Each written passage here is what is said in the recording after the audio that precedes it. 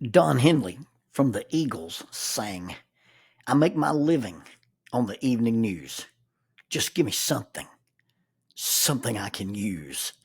People love it when you lose. They love dirty laundry. To everybody's surprise, the score on my ACT was enough to attend Jacksonville State University on a scholarship. Please check your pulse, hold your heart, and realize, yes, the perpetual C student scored enough on his ACT to get a college scholarship. And now there were many advantages to attending Jacksonville State University. One of them being it was very, very close to the home I grew up in Oxford, Alabama. And at this particular time in my life, they had a certain individual involved in their cheerleading program. She had been a cheerleader at our high school, and we were friends. And she's the reason that I free soloed the Devil's Pulpit, technically called Pulpit Rock, but my dad always called it the Devil's Pulpit on Cheaha Mountain. And officially, you can't say that I free soloed it because I wasn't alone and I wasn't unroped. She was with me, and we were attached to each other by a small length of rope in case she fell. Now, I need about 3 hours to describe what a reckless, senseless, stupid, irresponsible, moronic, narcissistic, suicidal, negligent, homicidal decision this was. Suffice it to say, I was young, dumb, stupid, arrogant, and desperately trying to impress her. She will not be identified in this podcast. Number one, for fear that her father may still be living. Put two and two together and realize that there is no statute of limitations on something that idiotic and come and find me. If I knew someone had done something that foolish and dangerous with my daughter, I'd have found them, taken them outside, and beat them with a copperhead.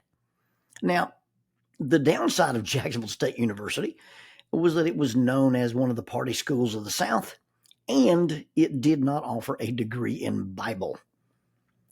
Alabama Christian College in Montgomery, Alabama, also known as Faulkner University, offered such a degree. ACC, as it was known at the time, was a 2-year school. Now, by 1984, it would be a 4-year school, and in 1985, they would change the name to Faulkner University. It was my plan and had been my plan to attend Faulkner or Alabama Christian. And there'd been some vague talk with folks there that I was going to function as a student campus minister, and that I would even be involved in a program and travel and speak for Dr. Jack Zorn as part of some special program. I think it started out being called the Vanguard program.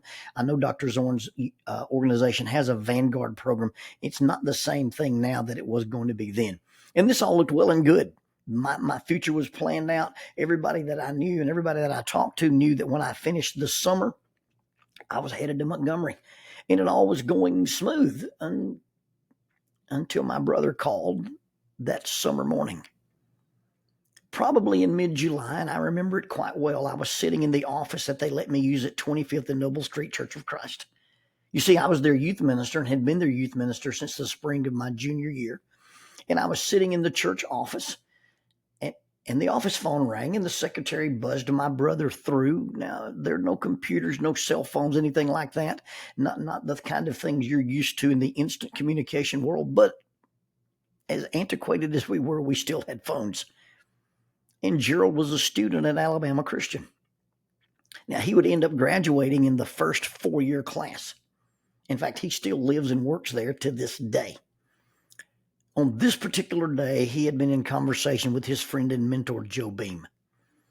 Joe was probably the most well-known and most popular youth speaker in our brotherhood, and he was on the staff at Faulkner University, and Gerald and Joe was having a conversation, and Joe had forewarned him that in the coming years there would be an increase in educated people.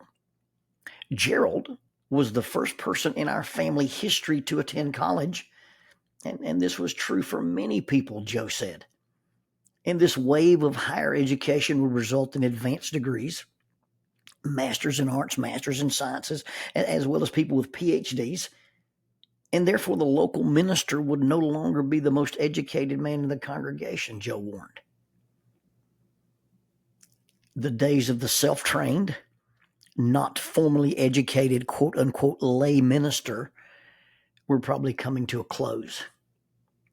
Joe told Jerry we probably need to start looking at preparing our ministers with a degree that has more academic clout that you can get at a 2-year Bible college. And so my brother informed me of this. And based on his research and his conversations with Joe and his suggestion, there was a university, a 4-year university, that I should apply to and attend. It's July. School starts in mid to late August. And all my plans have just changed. And upon his suggestion and his suggestion alone, I applied for admission into a private Christian school. And without knowing whether I'd been accepted or not, I drove 8 hours from home to pursue a bachelor's degree in Bible. I left my home in a 1968 Chevrolet Impala named Westwind. It had no air conditioner, no radio, and I had my clothes, my blue jeans, all my T-shirts, a couple of pullover shirts, one Izod shirt that the kids at 25th and Noble Street Church of Christ bought me for my birthday, one suit, my art box, 150 feet of climbing ropes, 6 carabiners, 2 white shirts with buttons down the front that were my preaching shirts. And off to school I go. When I got to the school, they were not expecting me. We had to scramble to, first of all, find my papers, and second of all, to find me a place to sleep the first night I was there.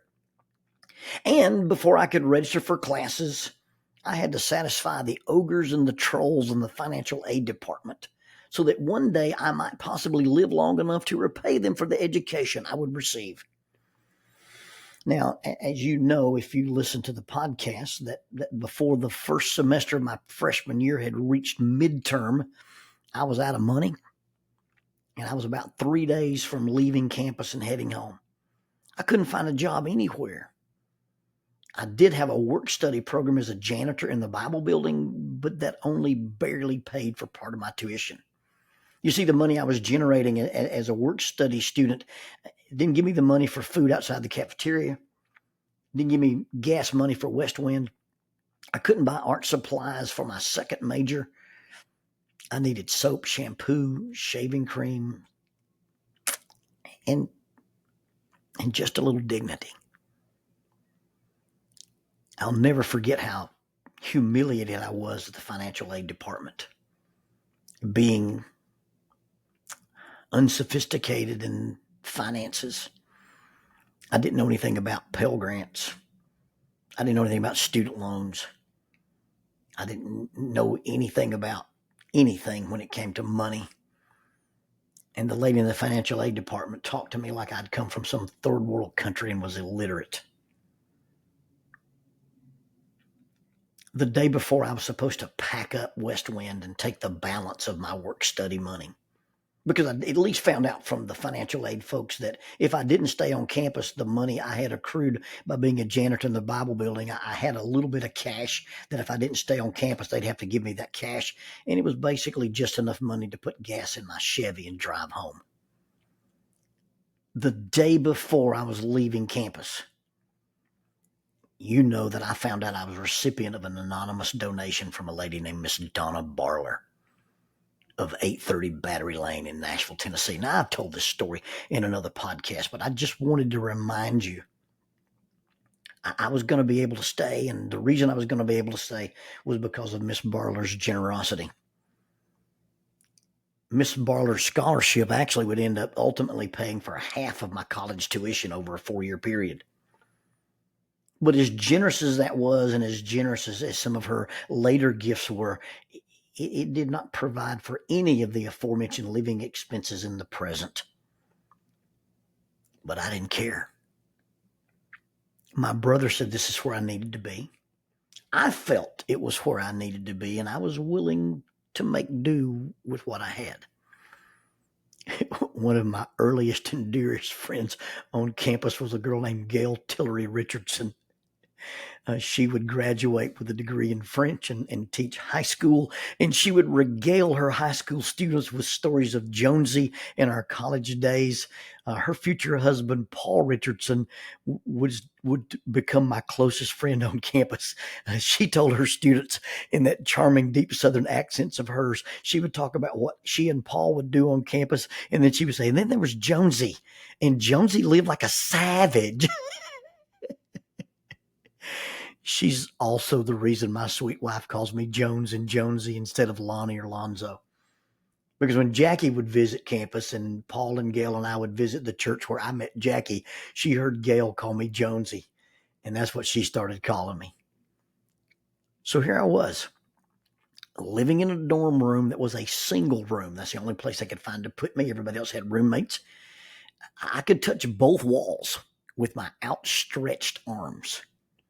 It had a twin bed, a small table, and a sink. All it lacked was bars to be called a cell. Now, occupying the single room next to me by choice, not by force, was this character I mentioned named Paul Richardson. He's a thin cross-country runner from Georgia, Norcross, Georgia, via Dallas, Texas, whom we gave the nom de guerre, the Texan. And it was just before mid-semester, and the Texan knocked on my door and said he had this proposition for me. He said that if I would do his laundry, he'd supply enough quarters and soap for me to do mine as well. I remember walking across campus with my duffel bag and his duffel bag stuffed full of half a semester of clothes for two people, the laundry slung over my shoulders, and some adult visitor, probably the week of homecoming, looked at me and said, "Son, if you'd do laundry more often, you wouldn't have to carry all that." To which I simply replied, "Hey, buddy, if you want to pay for it, I'll do it as often as you want me to do it." If you go from class president at Oxford High School, graduating in the top 20 of your class, a youth minister at a local church, and having a scholarship to offer from not one but two universities, to being a janitor and a hired laundry guy, sometimes you look in the mirror and you reassess who you thought you were.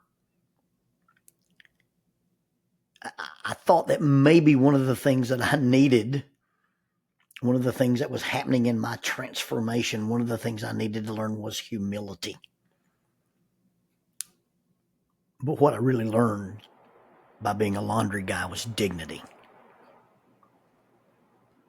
You see, I had a friend, not a guy older than me, not a guy younger than me, but one of my peers. The guy lived in the same floor in the same building, the same type of room that I lived in, and he knew I was poor. And his girlfriend knew I was poor. And their families knew I was poor. But they never treated me as anything but equal. You see, Paul didn't pay me to do laundry, but saw it as paying for my laundry to be done at the same time I did his. He wasn't hiring me as a slave. He was allowing me to do something and meet some of my needs with dignity. In fact, he often acted like I was doing him a favor rather than him being gracious and helping me meet some of my just very basic survival needs. You see, it's not our dignity that we need to be so concerned about. It's how we preserve the dignity in other people. It's treating people in such a way that it is our honor to serve them, to help them, to bless them, to share with them, or simply it's an honor for us to be friends with them. And please, please, please indulge me just a little. I want to talk about some things in a list. And it sounds the opposite. It doesn't sound very dignified, and it doesn't even sound like humility. In fact, it'll sound a little bit like it's full of braggadocious hubris. But since those college days, and I was actually able to graduate, But since those college days, I've had the opportunity to interface with universities, to be the keynote speaker on lectureships, to present various topics for corporations, for people in the manufacturing industry, in the space industry, for people in the public safety industry. I've been able to speak to tens of thousands of people over the years in my audiences, and on some occasions as many as 15,000 people in the same room. I've had 3 decades of service with first responders, 2.5 decades as a therapist. And if you only count from the college years, 43 years of ministry, that's 4 decades, all of that, all of those opportunities, not solely because of the graciousness of Paul Wayne Richardson, but it was a contributing factor. It was something that made a contribution to helping me survive in that difficult time of being a college student, and a contributing factor to my life being the way my life is. And I'm so blessed and so surrounded by good people and blessings and opportunities and a lifestyle that I could not have imagined. But a contributing factor to all that is that someone knew about my dirty laundry, and they let me deal with it with dignity.